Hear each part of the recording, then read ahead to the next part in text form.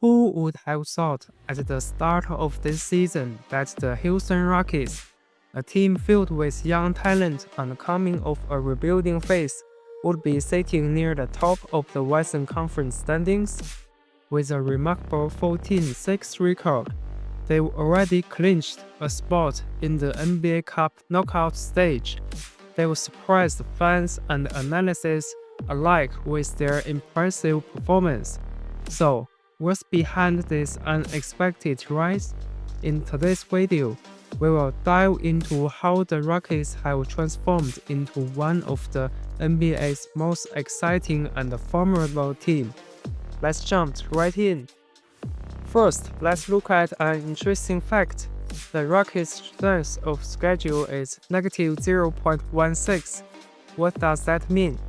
It indicates that their schedule so far has been slightly easier than the league's average, which is set at 0. In contrast, the Thunder have a strength of schedule of 0.61, meaning they've faced tougher opponents up to this point. This suggests that the Rockets might encounter more challenges as their schedule becomes more difficult later on. But still, reaching second place in the West, even with a below-average schedule, is an achievement the Rockets should celebrate. While their schedule has been slightly easier so far, the Rockets' performance is no accident. One of the main reasons behind their success is their unwavering commitment to defense. Under the guidance of head coach Udoka, the Rockets have developed a defensive identity that's rare among young teams. Udoka, who leads the Boston Celtics to the NBA Finals in the 2021-22 season with his defensive strategies, has brought the same mindset to Houston. Udoka's philosophy is clear. Every championship team is usually a top 5 defensive team. His emphasis on defense has created a culture where every player is accountable. Individual responsibility. He stresses the importance of one-on-one defense, minimizing the need for double teams. Team unity. The Rockets function as a cohesive unit, with each player's effort complementing the others. This unity is evident in their ability to disrupt opponents' set plays and force difficult shots from the start of the season. Udoka emphasized several key defensive pillars. Dominant transition defense. During 2022-23 season, the Rockets allowed 17.5 fast break points per game, one of the worst in the league. This season, they will reduce that number to 11.5 fast break points allowed per game, ranking third in the NBA. They were exceptional at preventing opponents from scoring easy points in transition, stifling perimeter pressure. By aggressively defending the perimeter, they were limiting opponents to just 20.9 assists per 100 possessions, the fewest in league history. This disrupts opponents' offensive flow and forces them into tough isolation plays. Versatile switching defense. The Rockets employ a 1-4 switching schema that challenges opponents to beat them one-on-one. This tactic has been highly effective in breaking down set plays and forcing opponents into late shot clock situations. Dominant offensive rebounding. They are relentless on the balls, often outworking opponents to secure extra possessions. But wait, you might be wondering, how can a team dominate both transition defense and offensive rebounding? That's the impressive part about this young squad.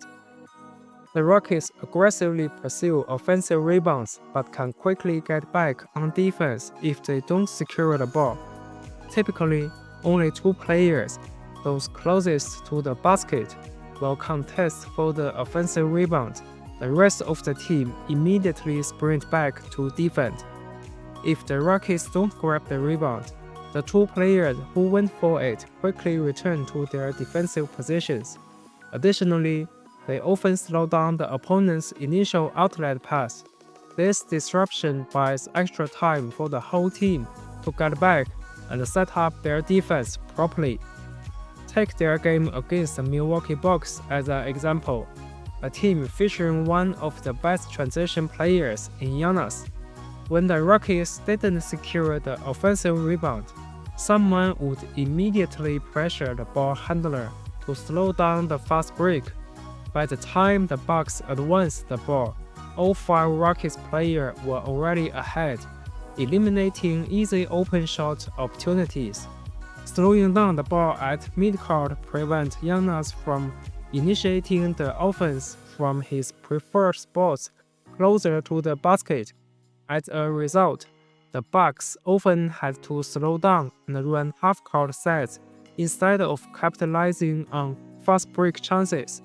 Another advantage is the Rockets' size and strength. Even if there's a mismatch, like Giannis against Fred VanVleet in the low post, Giannis can't easily dominate that position. The Rockets provide quick help defense, preventing opponents from exploiting these mismatches. This strategy highlights how active and coordinated the Rockets are as a team. Every player understands their role, contributing to both offensive rebounding and swift transition defense. It's a testament to their effort and discipline on the court. With the Rockets' athleticism, unless the opponent has a clear numerical advantage like a 3-on-1 fast break, attacking the rim can still be risky. They might get blocked. This shows how active they are as a whole team. Every single player deserves recognition for their effort and hustle. Bring his defensive vision to life. Coach Udoka needs specific type of players. This leads to strategic acquisitions and the development of existing talent within the team. Fred VanVleet, known for his defensive tenacity, VanVleet has ranked among the top in deflections for several seasons. He brings leadership and relentless effort on defense.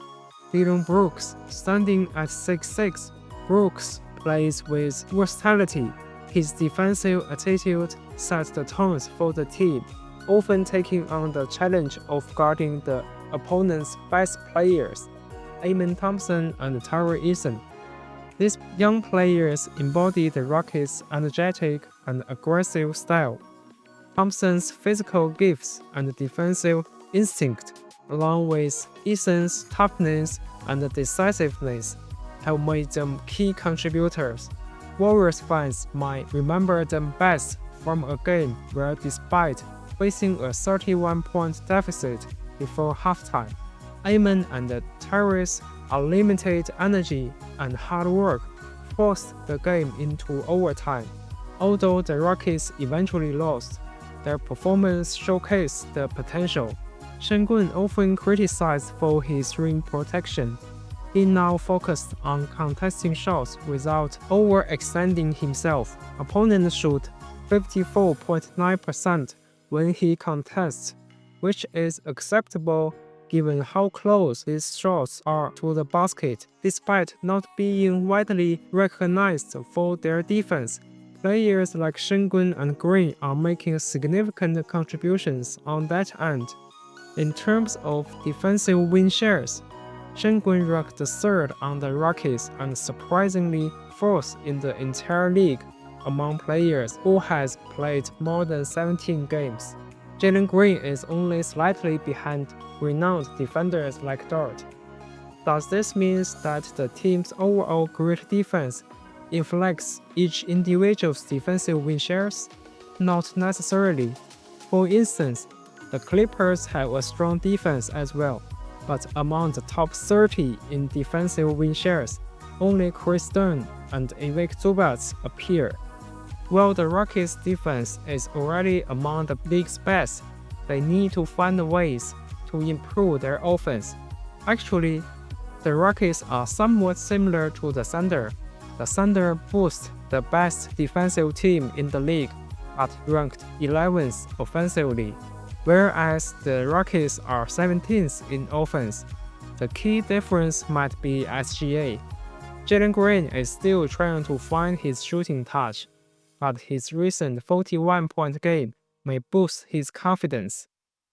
Finally, let's briefly discuss whether the Rockets need to make any adjustment to their roster.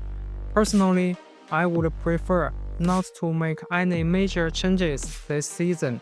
The whole team has played great so far, even with Fred VanVleet and Jalen Green struggling a bit on offense. They are second in the West and have a chance to head to Las Vegas for the NBA Cup. As a team in their second year together, they are building good chemistry. What kind of trade could make them better without disrupting what they built so far? The Western Conference seems open this season. OKC is great, even without Chet Holmgren. They are a team that's hard to beat in a 7-game series. But so far, both the Mavericks and the Timberwolves have struggled, and the Nuggets management seems indifferent to the pressure on Nikola Jokic. Milton's injury really hurt the Golden State Warriors. The Rockets have a real chance to advance further.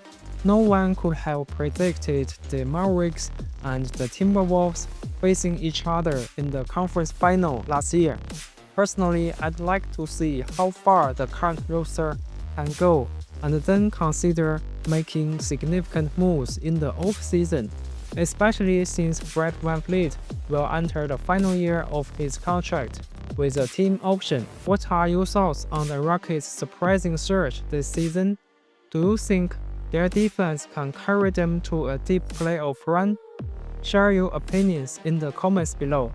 If you enjoyed this deep dive into Rockets' transformation, please like, share, and subscribe to stay updated with more in-depth NBA analysis. Thanks for watching, and until next time, enjoy the games!